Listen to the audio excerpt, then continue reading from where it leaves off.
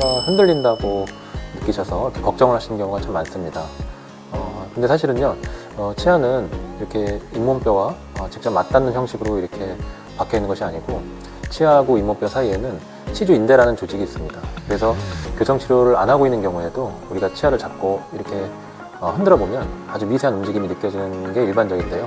교정 중에는 당연히 우리가 치아를 원하는 방향으로 이동을 시켜야 되기 때문에 이런 움직임이나 흔들림이 더 크게 느껴지는 게 일반적입니다. 교정치료할 때 치아가 움직이는 원리도요, 아까 제가 말씀드린 치주인대, 즉 그 치아와 잇몸뼈 사이에 있는 치주인대가 이렇게 치아가 이동하는 방향에서 압박을 받는 쪽에서는 그 잇몸뼈가 흡수가 되고, 또 치아가 이동되는 반대 방향, 반대쪽에서는 그 치주인대가 늘어나면서 또 그 부분 잇몸뼈가 이렇게 재생이 되는, 생성이 되는 방법으로 치아가 이동하는 것이기 때문에 이 치주인대라는 조직은 교정치료를 하는 데 있어서 굉장히 필수적인 조직이라고 할 수 있겠고요.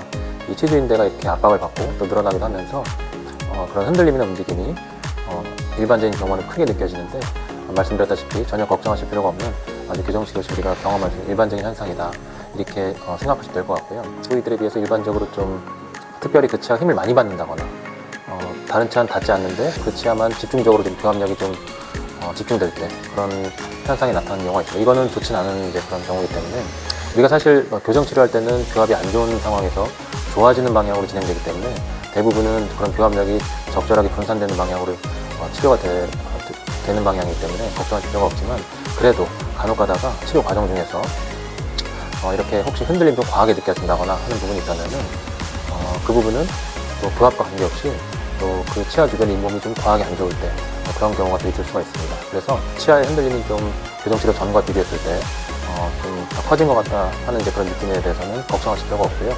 한 부위에 집중해서 흔들림이 좀 과하게 느껴진다 하는 그런 부분들은 병원에 연락하셔서 그 치료해 주시는 선생님과 한번 상담을 먼저 해보시고 적절한 조치를 받으시는 것이 중요하다고 할 수 있겠습니다. 통증입니다. 이 교정치료를 하시면서 경험하시는 통증은 뭐 그런 어떤 예리한 어떤 그런 통증이라기보다는 우리가 이렇게 식사를 하면서 좀 질기고 단단한 음식물을 먹었을 때, 섭취를 했을 때 그 음식물이 치아 사이에 끼게 되면 좀 쪼이는 이제 그런 느낌을 받는 경우가 종종 있잖아요. 그런 좀 쪼이는 느낌, 좀 과하게 쪼였을 때 받는 어떤 그런 통증과 비슷한 느낌이라고 할 수 있는데, 이 역시 특별히 걱정하실 필요는 없고요.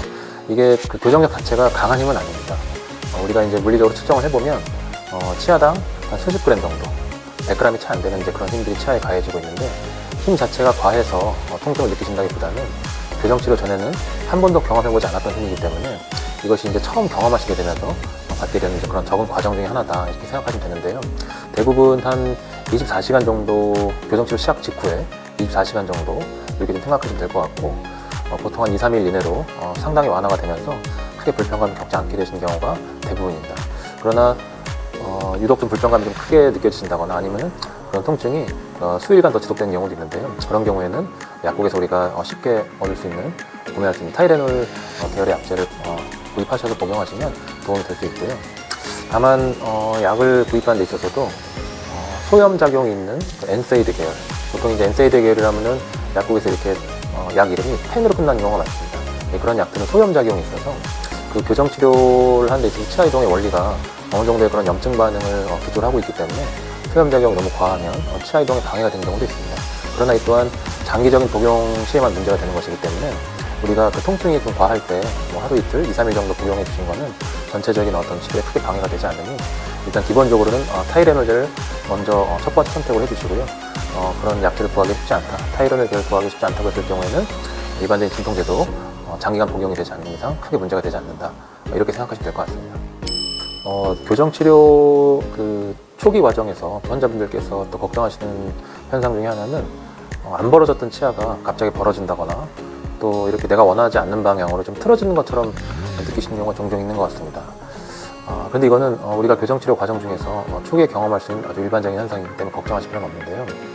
보통 이런 일이 발생하는 이유는, 교정치료는 우리가 교정력을 가해서 이렇게 치아를 이동시키는 원리인데, 교정력이 가해지는 원리는 교정력 브라켓에 교정력 와이어를 이제 결착하면서 그 와이어가 펴지려는 힘에 의해서 치아가 이동하게 되어 있습니다. 처음에는 우리가 흔히 굉장히 유연하고 복원력이 뛰어난 나이타이 합금 계열의 와이어를 많이 사용하는데요.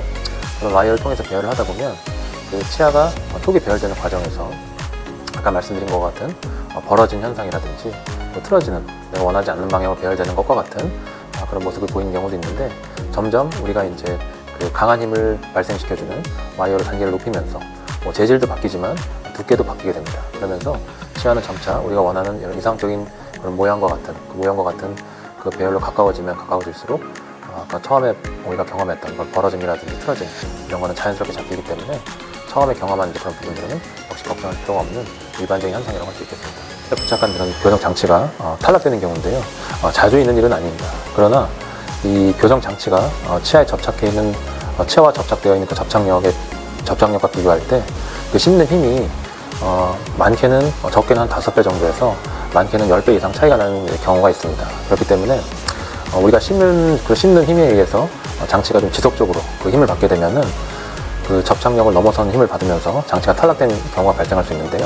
그래서 저희가 일반적으로 장치를 붙여드릴 때는 가능하면 그 반대편 악공의 치아와 닿지 않도록 세밀하게 조정을 해드리면서 이제 보내드리는데, 그럼에도 불구하고 이 그 저작 운동 시에 일어나는 그 아래턱의 운동은요, 굉장히 다양한 방향으로 일어나기 때문에 저희가 그런 모든 방향의 그런 움직임에 대해서 다 한꺼번에 대처하기 좀 어려운 점이 있습니다.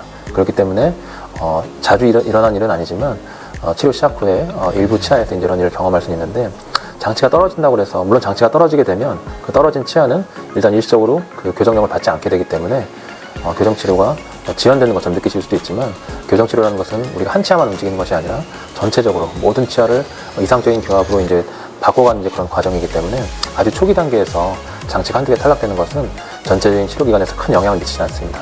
그렇기 때문에 물론 장치가 떨어진 직후에 시간적인 여유가 되셔서 연락을 주시고 바로 내원해주시면 가장 좋지만, 또 어떤 분들은 바로 내원하지 못할 경우에 또 치료가 지연되는 것에 대해서 이렇게 걱정하시거나 좀 염려하시는 경우가 많거든요. 근데 그 부분 아까도 말씀드렸다시피 치료 초기 과정에서는 그렇게 장치가 떨어짐으로 인해서 치아가 교정력을 받지 않게 됐을 때 어떤 전체적인 치료 과정이나 기간에 큰 영향을 미치는 것은 아니기 때문에 크게 염려하실 필요는 없다, 이렇게 설명드릴 수 있을 것 같습니다. 그 장치를 한꺼번에 안 들어가는 경우에 대해서 질문을 많이 주십니다.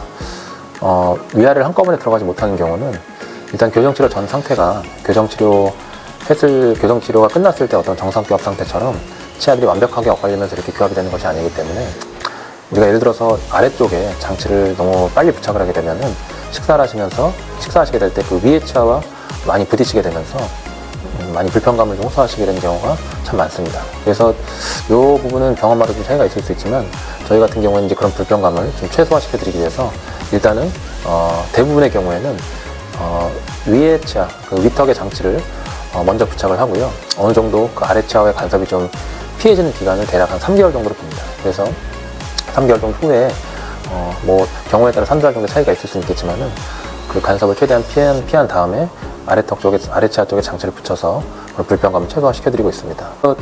그렇게 아래 장치를 3개월 정도 이후에 이제 부착한다고 했을 때 환자분들께서는 기간이 그만큼 늘어나는 것 아니냐, 이렇게 걱정하시는 경우가 많은데요. 우리가 아까도 말씀드렸듯이 장치를 이렇게 시간차를 두고 부착하는 이유는 그런 간섭을 최소화시켜드리기 위해서입니다. 즉, 간섭이 만약에 된다면 오히려 장치가 탈락되면서 그 장치를 재부착하고 하는데 소요되는 기간이 훨씬 오래 걸릴 수가 있습니다. 그래서 전체적인 치료기간 측면에서 봤을 때는 오히려 이런 간섭을 최소화시켜준 후에 일괄적으로 이제 아래 장치를 들어가는 것이 너무 성급하게 아래 장치를 붙이는 것보다는 치료기간 측면에서 오히려 절약이 된다, 이렇게 생각하시면 될 것 같습니다.